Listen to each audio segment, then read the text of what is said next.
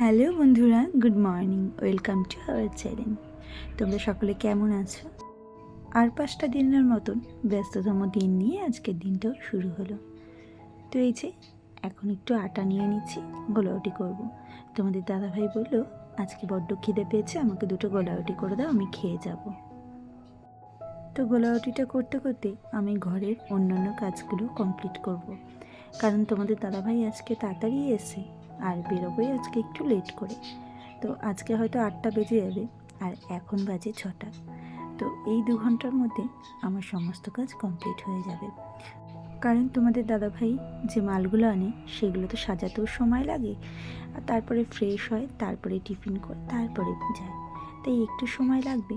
তো আমি কী করলাম, গোলাউটি করতে যেহেতু টাইম লাগবে না, তাই আমি ঘরে বিছানাগুলো জানলাগুলো খুলে নিচ্ছি। জানলাগুলো সকাল সকাল খুলে দিলে না ঘরটা বেশ আলো খেলে। আর আজকে না বিছানা চাদরটা দেখতে পেয়েছো নোংরা হয়েছে, ওটাকে আজকে চেঞ্জ করে দেবো। এই বর্ষার দিনে না 2 দিন অন্তর অন্তরই বিছানা চাদর না নোংরা হয়ে যাচ্ছে। আর বালিশের কভারগুলোও কালকে কেচে দিয়েছিলাম, ওটাও কিন্তু আমি এবার ভরে নেব।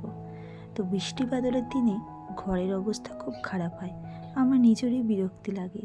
কারণ কোথাও না কোথাও একটা স্যাঁতস্যাঁতে ভাব থেকেই যায়, সেটা মেঝেতে বলো, আর বিছনা বলো, আর জামা কাপড়গুলো বলো, যাই তুমি ধরতে যাবে তাতেই দেখবে একটা ভেজা ভেজা ভাব। আমার একদমই ভালো লাগে না, বিশ্বাস করো।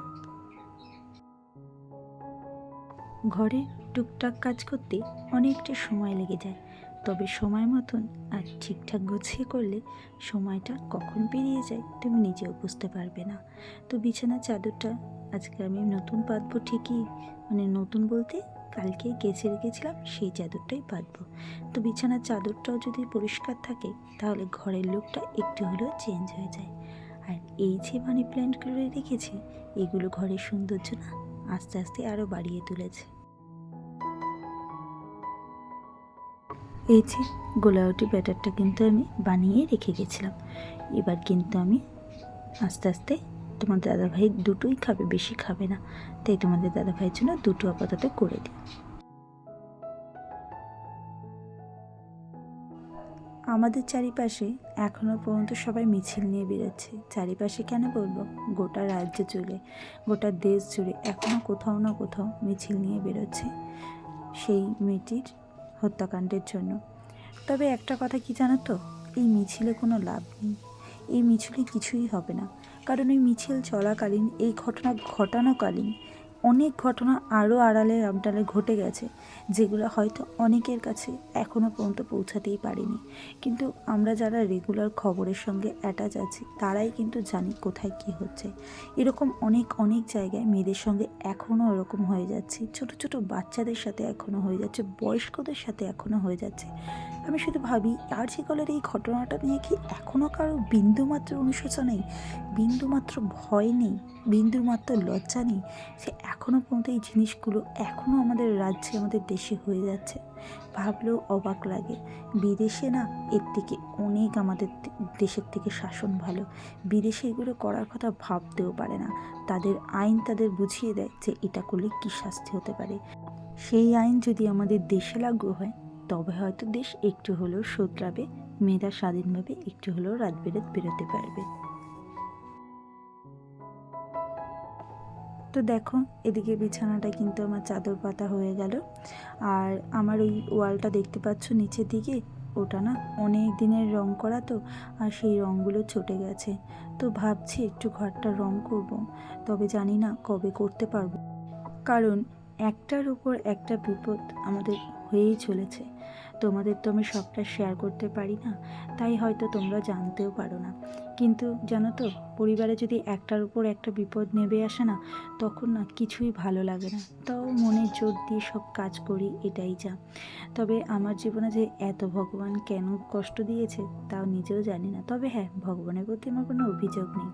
আমি জানি সে যেটা দিয়েছে সেটা হয়তো কোনো না কোনো জায়গায় আমার ভালোর জন্যই দিয়েছে, এটাই মেনে নিই। তো এদিকে দেখো, তোমাদের দাদাভাইকে ওই টিফিনটা দিয়েছিলাম। তোমাদের দাদাভাই বেরিয়ে যাওয়ার অনেকক্ষণ পরে কিন্তু আমি আমার নিজের জন্য আবার দুটো করে নিয়েছিলাম। তো ছেলে এখনও ওঠেনি, তো ছেলে উঠলে ছেলেকেও দুটো করে দেবো। তবে ছেলে যে বায়না করবে এই দিয়ে পরোটা করে দাও, ছেলে কখনোই এগুলো ওটি খেতে চাইবে না, ও খুব একটা ভালো খায় না। তো তো আমি টিফিনটা করে কিন্তু তোমাদের সঙ্গে শেয়ার করছি। বিছানা চাদরটা চেঞ্জ করলাম। তো চাদরটা না ভীষণ ভালো লাগে। আমার অনেক দিনের শখ ছিল এরকম চাদর কেনা, তবে 2 বছর আগেই চাদরগুলো আমি কিনেছিলাম 2 সেট। তো আমার বেশ পছন্দের। তো এই যে একেবারে দুপুরে আজকে একদম সিম্পল খাবার, ডাল করেছি আর পাঁচমিশালি একটা সবজি করেছি সব কিছু দিয়ে, আর সাথে একটু পাঁপড় ভাজা। আজকে আর কিচ্ছু করিনি, বিশ্বাস করো। আর সন্ধ্যাবেলা এই যে ছেলে হাতের কাজ নিয়ে বসে গেছে, ওর সময় পেলেই টুকটাক করে, বেশ ভালোও লাগে আমার। তাও করুক, সময় কেটে যায় ওর। তো বন্ধুরা, এই ভিডিওটার পরের দিনের এটা সকালবেলা না, এখন বাজে প্রায় 6:30। এখনও ওরা ঘুমাচ্ছে। আর এদিকে আমি তোমাদের ঘরটাকে কেন দেখাচ্ছি জানো? আমার সমস্ত কাজ হয়ে গেছে, কারণ আজকে ভোরবেলা 5টার সময় উঠেছিলাম। তারও কারণ আজকে আমি একটু বেরোনো ছিল। এই দেখো, যেখানে যাওয়ার সেখানে যাচ্ছি, তবে কোথায় যাচ্ছি সেটা আর বলতে পারলাম না গো। তবে এই যে বললাম, একটু অসুবিধার মধ্যেই আছি, তবে আমি একটু কাজে বেরিয়েছি। তো তার জন্য দেখো, গঙ্গাটা যখন পার হচ্ছি আর সাথে যখন হাওড়া ব্রিজটাও দেখতে পাচ্ছি, তো তোমাদের সঙ্গে কেন একটু শেয়ার করব না। আর পাশেই কিন্তু তোমাদের দাদাভাইও ছিল। তোমাদের দাদাভাই যেহেতু ক্যামেরায় আসতে অতটা কমফোর্টেবল না, তাই কিন্তু তোমাদের দাদাভাইকে আমি নিতে পারিনি। তো আমি আর তোমাদের দাদাভাই কিন্তু একটু এক জায়গায় এসেছিলাম। তো সেখান থেকে বাড়ি ফেরার পথে তোমাদের সঙ্গে এইটুকু শেয়ার করলাম। কেমন লাগবে অবশ্যই জানিও। তবে আজকের ভিডিওটা এই পর্যন্তই। যদি তোমাদের একটু হলেও ভালো লেগে থাকে তাহলে একটা সুন্দর করে লাইক আর একটা কমেন্ট করে দিও। তো চলো, পরবর্তী ভিডিওর সঙ্গে আবার দেখা হবে। টাটা।